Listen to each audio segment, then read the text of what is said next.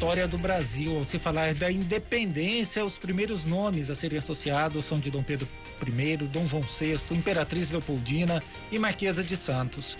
No entanto, o livro Personagens da Independência do Brasil, os principais nomes da emancipação política do país e da história de 7 de setembro, traz uma abordagem diferente daquela que estamos acostumados a ver. O Estúdio CBN conversa hoje com o autor do livro, o historiador Rodrigo Trespac. Rodrigo, muito obrigado pela gentileza. Seja bem-vindo ao Estúdio CBN.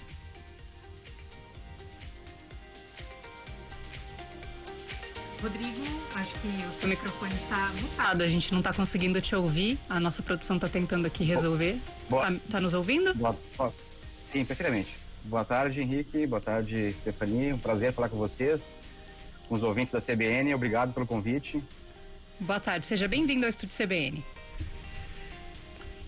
Rodrigo, a gente entrando aí na Semana da Independência do Brasil, né? Uma história que fascina muita gente, né? Por se tratar de uma história que relativamente recente, né? São 199 anos, né? E a gente tem uma visão meio heróica da situação, né? Na sua publicação, no seu livro, você aborda isso de uma maneira diferente, né? O que a gente poderia destacar, né? Daquilo que foge do senso comum, do que a maioria das pessoas imaginam? Bom, a ideia do livro foi, a gente já tinha lançado um livro com a 106 ano passado, na editora, sobre o Terceiro Reich. E a ideia ela é trazer ao público que não é tão acostumado com a história do Brasil, informações que são pertinentes ao conhecimento da história, né? Então o livro é dividido em 10 capítulos temáticos. A gente vai além do Dom Pedro I, né? Além do Grito do Ipiranga, além da participação, enfim, que é o mais conhecido na história do Brasil, né? A gente dividiu o livro em 10 capítulos, então, assim, por temas, né? Que personagens eram pró-monarquia, por exemplo, né? Porque que personagens tinham a participação lá do republicano. Havia muitos republicanos. Havia uma ideia de que o Brasil pudesse se separar em várias repúblicas e não fosse uma monarquia, como acabou acontecendo com o Dom Pedro I sendo o primeiro imperador. O Dom Pedro I, que era filho do Dom João VI, enfim, alguma coisa, um relacionamento estranho, né, de família. Portugal cede o Brasil, mas deixa aqui no trono o Dom Pedro I. E também a questão das participações das mulheres, né, as heroínas da pátria. Quem eram, afinal de contas, as mulheres? Qual era a participação da mulher na independência, né? Não só no 7 de setembro, né? O livro dá uma visão geral do movimento que envolve a separação do Brasil com Portugal e algumas mulheres que participaram, inclusive, das batalhas de expulsão dos portugueses, é o caso da Maria Quitéria, por exemplo, mas outras, como a Bárbara de Alencar, que era uma republicana, né? Inclusive chegou a ser presa por movimentos republicanos. A questão dos maçons na participação da independência, né? Qual foi a participação da maçonaria? Quem eram os maçons? Quem eram os líderes da maçonaria? Que visão que eles tinham do país e para o país? Também a visão dos artistas, né? A imagem que a gente tem, a iconografia que nós temos do Brasil hoje, ela foi pintada por pessoas que viveram, algumas pessoas que viveram naquela época e outras um pouco depois. Então eu faço nesse capítulo um apanhado de pessoas que pintaram o Brasil daquela época e depois a construção da imagem do Brasil do 7 de setembro depois, que é o caso que a gente pode citar aí do Pedro Américo, né, famoso quadro da independência, acho que é icônico, né? E também a questão dos cronistas e historiadores, né? O que se falava do Brasil naquela época, o que ingleses, alemães, enfim, portugueses registraram do Brasil, do Rio de Janeiro principalmente daquela época, que é onde centrava-se o poder, e de São Paulo, onde aconteceu a independência, né, a proclamação, e também os historiadores, né? Afinal de contas, o que os historiadores disseram naquela época, em que a história ainda não era uma ciência, né, era uma narrativa muito próxima do poder, e que depois foi acontecendo ao longo do século XIX, na consolidação daquele fato que nós conhecemos hoje, que é o Grito do Ipiranga, né? Então, assim, o livro tem essa ideia de dentro de recortes temáticos, fazer com que o público, que não é muito acostumado com a história do Brasil, passe a conhecer um pouquinho melhor, afinal de contas, o que era o Brasil desse período tão importante. Afinal de contas, a gente está às vésperas da independência, em quase 200 anos, no próximo ano, e é importante que as pessoas saibam, né? Não só o estudante, não só quem é ligado na área, mas entender e compreender a história do Brasil é importantíssimo para exercício da cidadania, né? Antigamente a gente tinha alguns costumes, né? Como o de cantar o hino nacional nas escolas, com bastante frequência, e hoje em dia essa tradição não é mais tão forte, né? Você acha que isso, de certa forma, prejudica a perpetuação da história do Brasil?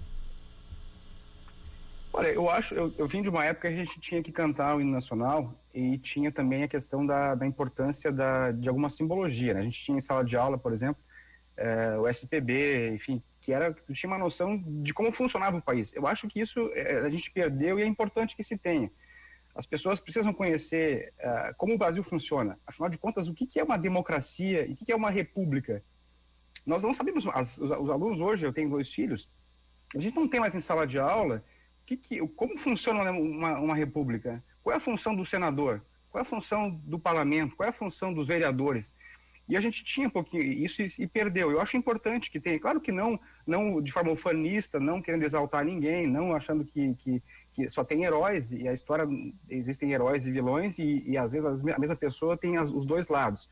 Eu acho que é importante que a gente a gente perdeu muito isso nos últimos anos, infelizmente, mas que a gente tivesse um carinho especial para a história do Brasil, como eu falei, não de forma a vangloriar, enfim, a exaltar algum personagem, mas de realmente entender, de explorar mais a história, de conhecer a função, quem é que cantou, quem é que criou o hino nacional, quem é que criou o hino da independência, né? A bandeira brasileira. E a gente sabe que ela não tem a ligação, isso foi a gente aprendeu durante muito tempo também que a bandeira tinha a ver, o verde e amarelo tinha a ver com a questão das matas e do ouro, né? Isso foi uma construção republicana, quando a monarquia foi derrubada, mas não. Quem que sabe hoje quais são as cores do Brasil? Por que nós usamos o verde e amarelo e quais os significados do verde e amarelo? Estão lá na independência, lá na proclamação, ligada à Casa Real do Dom Pedro I, da Dona Leopoldina, né, a cor dos Braganças e dos Habsburg austríacos, né? A primeira imperatriz era austríaca, e a gente não sabe. Então, assim, às vezes costuma reproduzir um símbolo e não entender o significado real. Eu acho importante que a gente entenda o símbolo, a simbologia, a origem dessas informações, a gente tentar, e aí sim faz uso, aí se acha que é interessante usar ou não, aí fica a critério de cada um. Mas entender esse processo e como isso é feito é importantíssimo.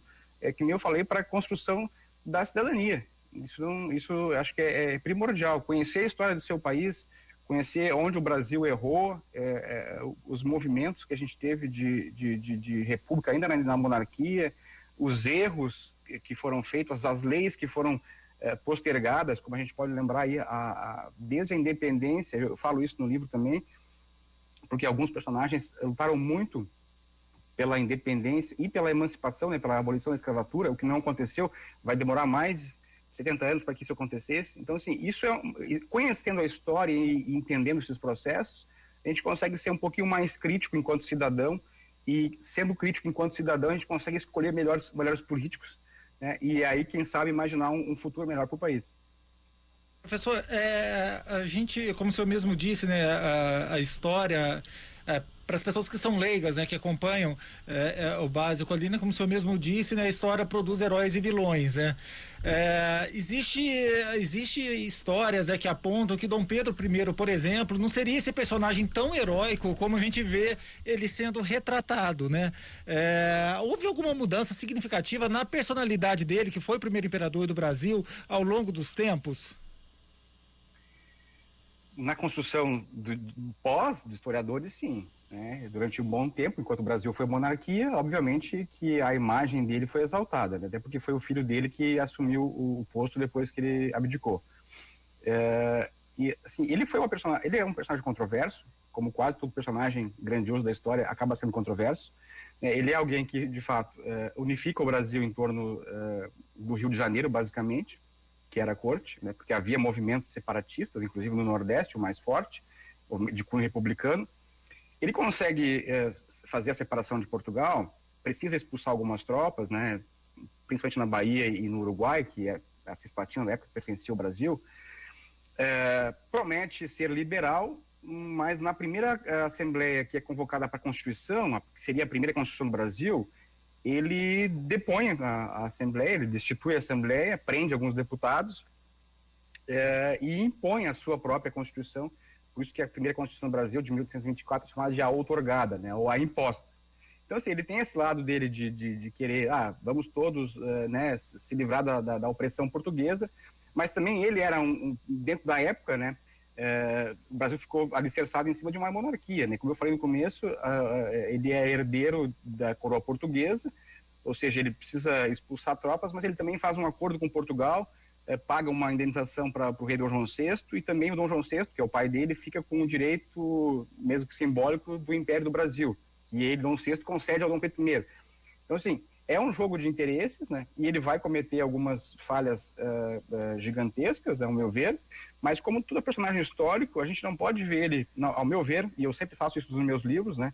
Eu não gosto de identificar muito, salvo exceções, óbvio, né? Mas assim, identificar muitas pessoas como, este é o herói e este é um vilão. Acho que as pessoas têm múltiplas personalidades e a construção de uma pessoa política, por exemplo, a história política dele, ela pode variar, assim, com o tempo, com o amadurecimento ou não da pessoa. Então, a gente vai ter vários casos, aí, como além do Dom Pedro I, vários casos ao longo da história do Brasil, em que personagens mudam de opinião sobre algum fato, enfim. Eu acho que isso é normal, mas é que nem eu falei, se tu não conhecer a história, vai ficar com uma imagem só. Ou a imagem que um historiador te disse, né, ou um que é pró-monarquia, ou que é pró-Dom Pedro. Isso acontece muito, né? Então, a gente precisa ler, para entender, quanto mais nós lermos e mais conhecermos a história, mais fácil é de entender isso. Que as pessoas são complexas, né? Com certeza. Rodrigo Trespac, ele que é historiador e autor do livro Personagens da Independência do Brasil. A gente aproveita esse seu último comentário aqui, nessa última resposta, para deixar o convite, né, para o nosso ouvinte que tiver interesse, procurar pelo livro. Quem se interessar um pouco mais, né? O livro se chama Personagens da Independência do Brasil, os principais nomes da emancipação política do país e da história de 7 de setembro. Muito obrigada e até uma próxima.